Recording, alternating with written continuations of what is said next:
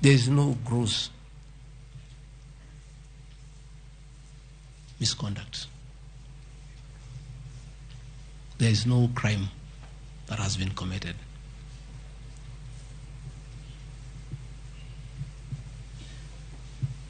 I'm innocent on all these charges, and I want to clarify my apology yesterday to the President did not in any way imply that I'm guilty of these charges.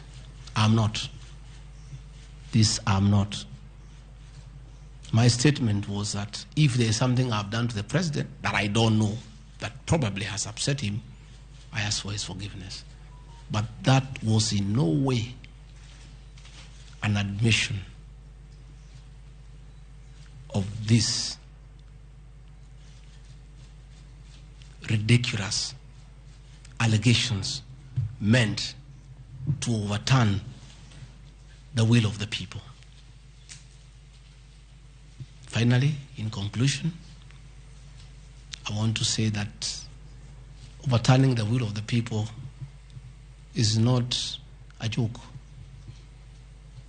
It calls for very serious violation of the Constitution. None of these issues here meets the threshold.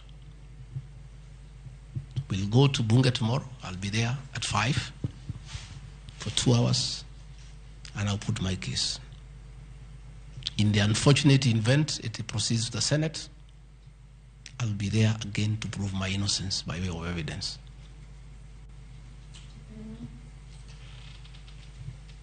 When I called this press conference, there was a lot of speculation that Gachagua wants to resign.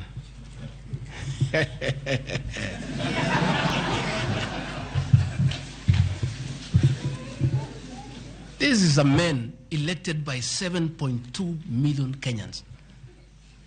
How dare you suggest to him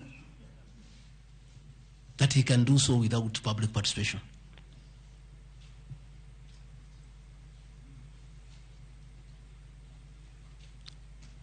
I have no intention whatsoever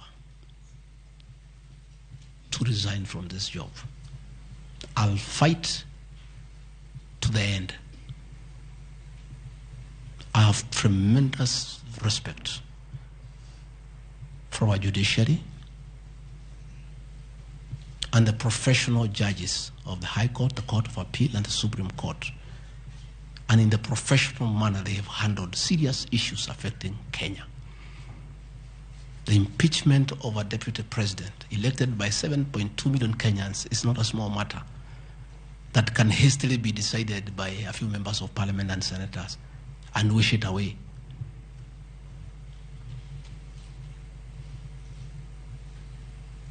I'll submit myself to independent institutions to get justice.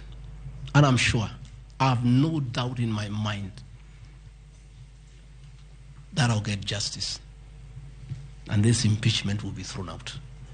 And I'll carry out my duties as deputy president. That is why anybody sending feelers to me to resign is a joker. And I found a few of people using my friends to come and sweet talk to me. Please, my friends, I don't want to become enemies with you. When you are given such silly messages, don't bring them to me. I have no intention. I cannot resign. I did not give myself this job. I was given by the people of Kenya. I've done nothing wrong against the people of Kenya whatsoever. I've worked hard. I've been very loyal to my boss, President William Ruto. I have worked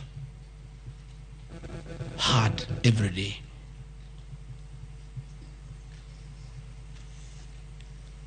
And I will not be distracted.